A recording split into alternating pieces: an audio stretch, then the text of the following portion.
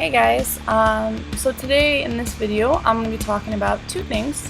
One is going to be going over about buying a bike in Korea and what you have to do, maintaining it, registering it, all that fun stuff. The second part I'm going to be talking about is I did a biking tour around Jeju Island with some of my friends. Sadly, my GoPro's sound doesn't really work that great, and so I decided to do a voiceover talking about the trip and mostly about having a bike in Korea. So this is the group of friends that I went with. There was just four of us. Here we went through the Mokpo ferry terminal. The ferry takes about 4 hours. Bringing our bikes on the ferry actually was not as difficult as I thought it would be, but we also had a Korean friend who helped us, which I think made life so much easier. It's very nice to have those around. So as you can see, the weather was amazing. The water's beautiful. The weather was perfect because we went beginning of June, so it was just right temperature where it wasn't too hot and it wasn't completely cold anymore. This next day, we're actually going to an island called Udo Island. We spent probably half the day there, and we actually rented ATVs. They were really fun. I recommend if you go to Jeju Island and you go to any of these smaller islands and they have these ATV tours, please do them. They are a blast and they are so much fun. You just go on your own and you have a great time. My friend also has a GoPro, so we actually had fun videoing each other the whole time. Okay, so let's talk about having a bike in Korea. Now, when I first came to Korea, I didn't have anything and I wasn't expecting to get anything. I was only expecting to be here for maybe 6 months, but I'm coming on to my third year being in Korea.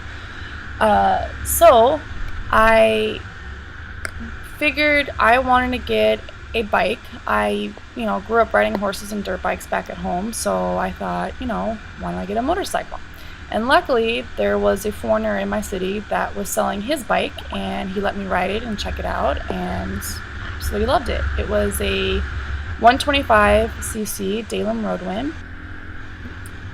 Now, if you're living in Korea, you'll start to notice that more foreigners will usually have just a 125cc, nothing bigger than that. Because if you have a 125cc or less, you don't need a motorcycle license. However, if you have anything bigger than that, then you do. There are the occasional foreigners that do have a 250cc, and they usually purchased it from another foreigner, and that foreigner bought it from a used bike shop where they already had a motorcycle license, so that's how that worked out. But you will need a Korean motorcycle license if you got a 250 or 600 or 1000. Most foreigners that I see, though, rarely have anything bigger than a 250 because then the pricing is going to go up on the bikes, and people don't usually spend more than maybe at most 2,000 on a motorcycle. Unless they're planning to be here for a long time and they want to tour around Korea, then you would actually want a bigger CC. But my 125, I'm happy with it. The other two guys, they also have 125 cc's and they're happy with theirs as well. Now, if you plan on purchasing a scooter, you can actually get really good deals from scooters because they're sold everywhere in Korea. Any used bike shop, they will always have scooters. And usually scooters run, a lot of them actually run with a 125 engine, so they actually can be just as fast, and they can be as cheap as $200 to up to 1,000, depending on how beat up you want it. And I will tell you, and just from friends' experiences, you get what you pay for. So if you want a $200 bike, that's pretty much not really a very reliable bike. Now, like I said, the two guys that I'm riding with, they both have 125cc. The guy in front of me has the same exact bike, but his is a 2008. And he actually asked me to test ride it because he has never owned or ridden motorcycles before, so he wasn't really sure what to expect. And I mean, I'm not a pro either, but I've been riding my bike for a long time, so I just was comparing it. And his bike definitely felt like it was used a lot more than mine. The suspension's a lot softer. The throttle on my bike is a lot more sensitive than his. My idle was actually a lot higher than his because his actually had a hard time starting it because his idle was so low and it had a hard time keeping it neutral. And then if his RPMs got too high, the bike would die on him. So, but his bike he got for about $1,000, I think.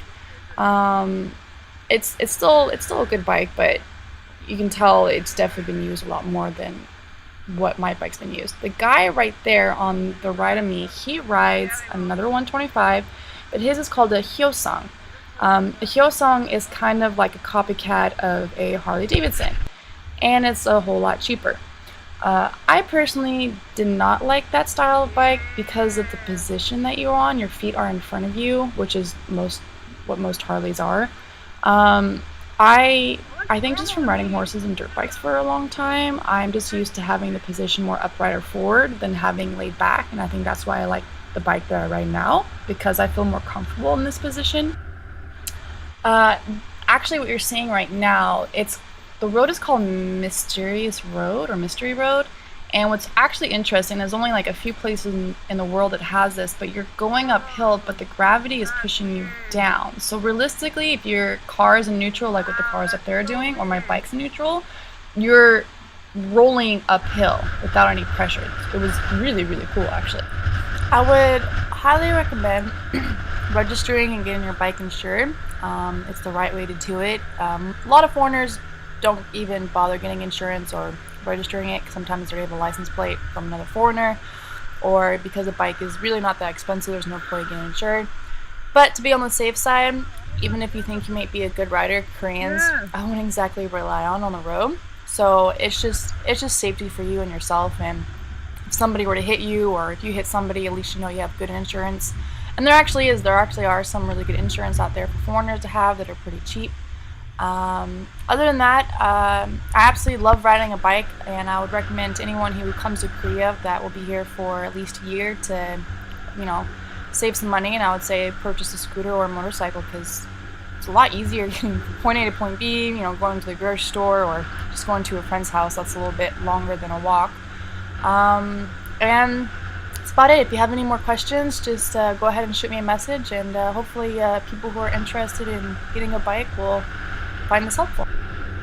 One last thing, if you guys do go to Jeju, I highly recommend renting a scooter. The prices are fairly reasonable.